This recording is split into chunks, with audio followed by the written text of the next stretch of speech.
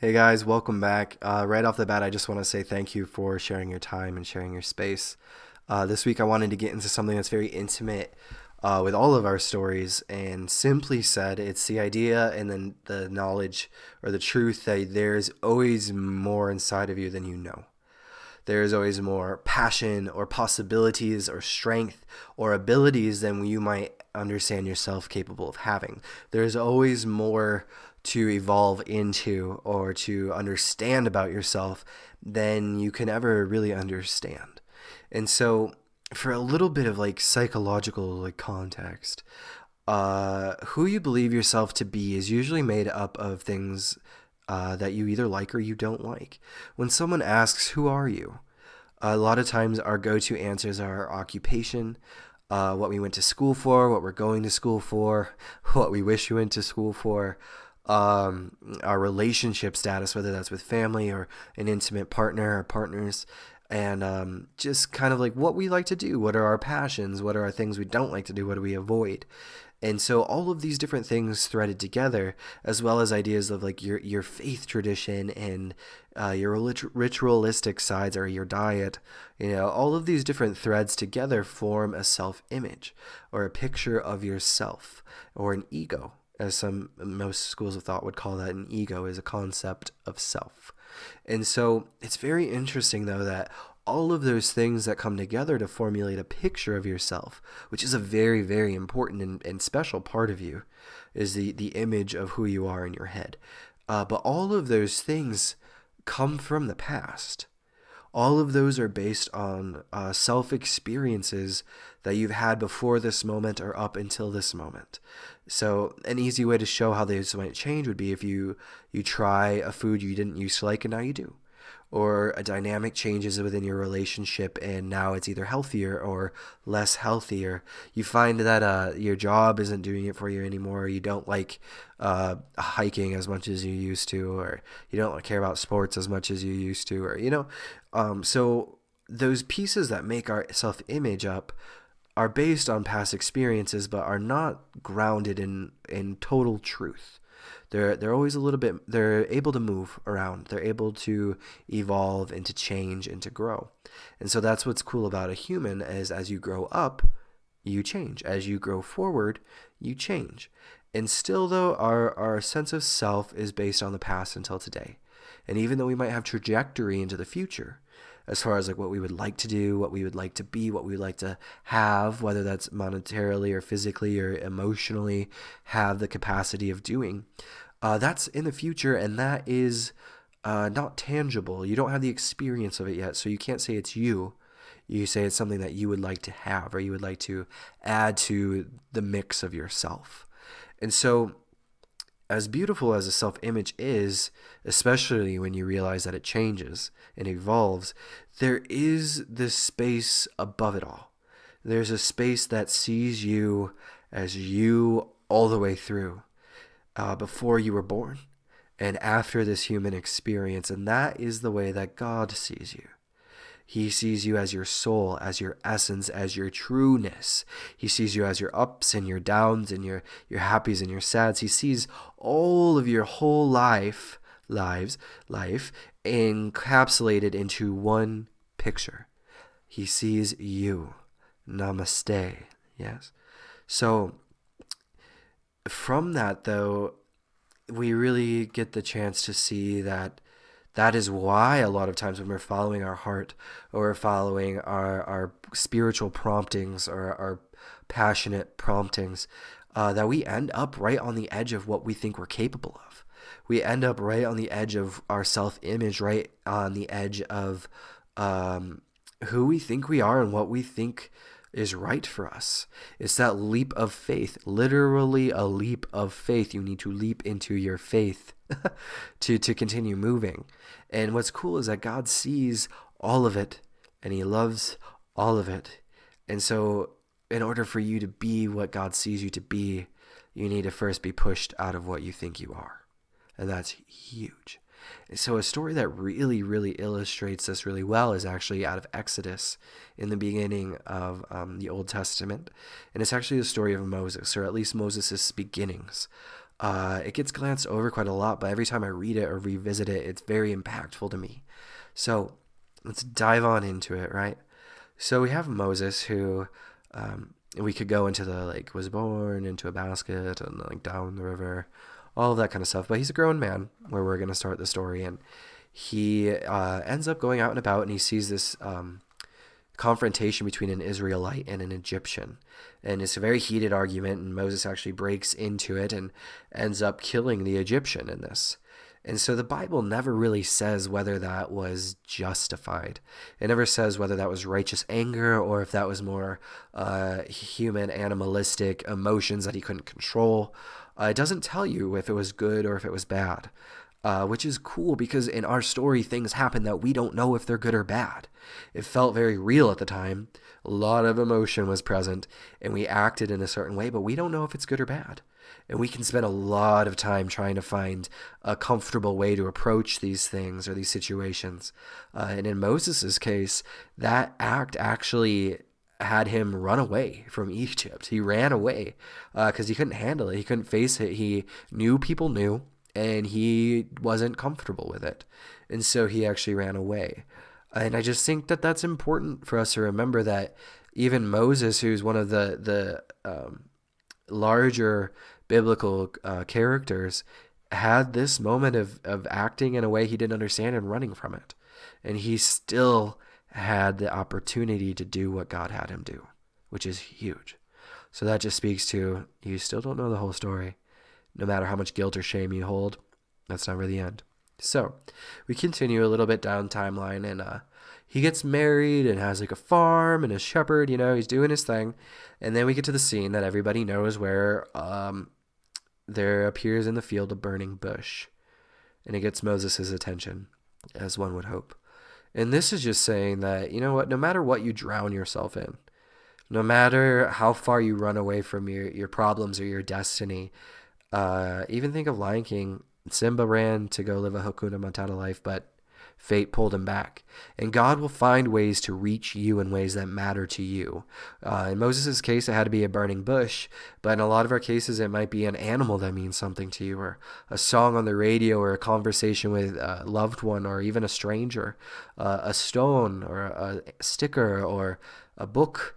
It doesn't really matter because God knows how to talk to you, and so it's going to be very individualized as to how he's going to get your attention.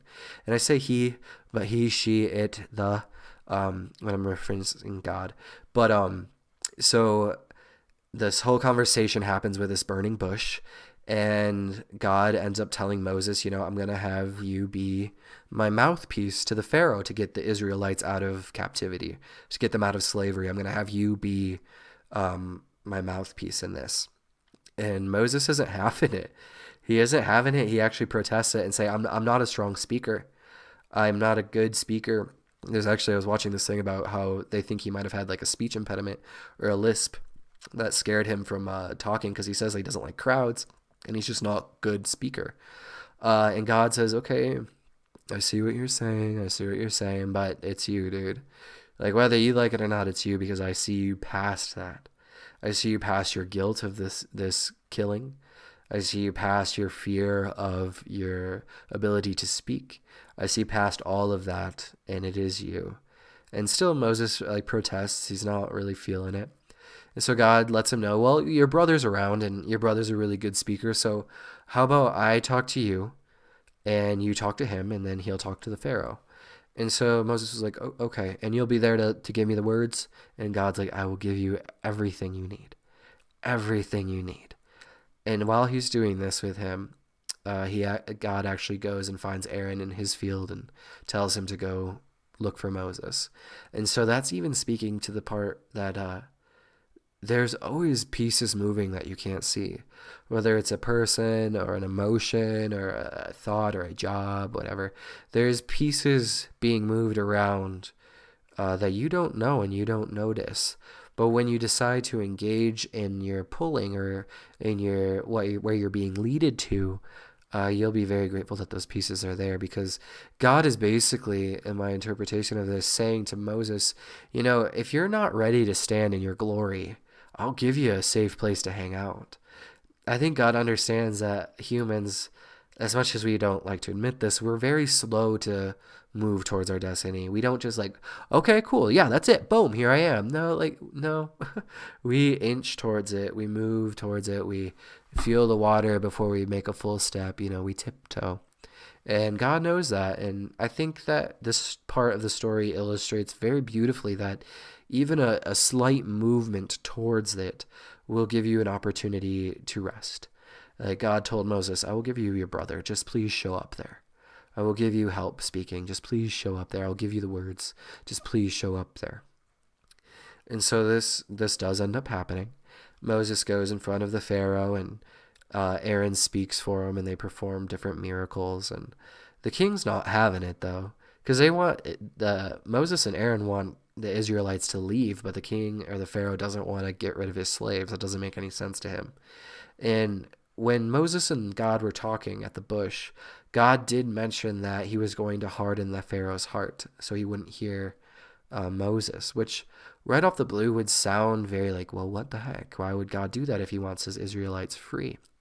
And I think it brings about this really interesting paradox where if you want to demonstrate the glory of God, if you want to demonstrate the glory of God, you need a space where that's not present, where that doesn't exist. Even in our current context, if you want to heal or liberate a myriad of things, but like race issues, LGBT issues, mental health issues, etc. If you want to fight for those, if you want to heal that, then there needs to be a space where that healing isn't taking place. And I think it's beautiful that in our on an individual level, there are so many people that want to bring justice to that feel it's actually their purpose or their passion to fight for these things or to write about these things or to speak out about these things and to heal this segregated groups of people and to kind of unify our existence. And if that's what your soul feels the need to do, you are right in the perfect time. In our human story, you are right in the perfect time and in the perfect place because we need you here. We need you here, and it's not a coincidence that you showed up here of all times. It's not a coincidence that you were born now of all the times to be born. You're here with that purpose, and that is just beautiful to me. So I'm going to bounce back to the story where God had hardened the Pharaoh's heart in order to demonstrate how much he would go to extremes to take care of his people. He wanted to demonstrate that he had his people's back no matter what, and he would do dramatic things to show them that. And so he allowed this to happen to demonstrate the glory of God, which sounds like a paradox, but I think it's important. I think it's important, and I think it's well-founded. It's actually, if we're going to be personal for a minute, been something that was very confusing to me because plagues don't seem like love. But when I realized that was God's way of saying, I will make it so dark so you can't help but see my light. It was his version of the burning bush, but on a bigger scale. You guys are too asleep right here. I need to do something loud so you believe me. And so as the story goes on, there's a moment where the Bible stops saying Moses and Aaron went and spoke to the Pharaoh, and it just says Moses said to the Pharaoh. It's not a dramatic scene. It's not a very wow, loud thing. It's very quiet because that's how it is to stand in your space. It's very quiet. It's quiet and loud at the same time. It's like a rhino or a lion that wakes up. It's not like waking up roaring everywhere. It's quietly present as everything it is. And I think that we can even look at that as far as our own journeys for standing as our fullest self. We have a lot of fairy tale culture that say when you're at the right point, when you're at the right moment, you're going to have the clouds open and angels sing and light beams everywhere. And a lot of people's versions of what it means to be spiritually connected look like that. And that is a beautiful place for your ego to keep you or Satan to keep you because you're never going to reach that. And so if you're waiting for those moments in order for you to feel like you're where you need to be, you're never going to feel like you're right where you need to be, because that doesn't happen.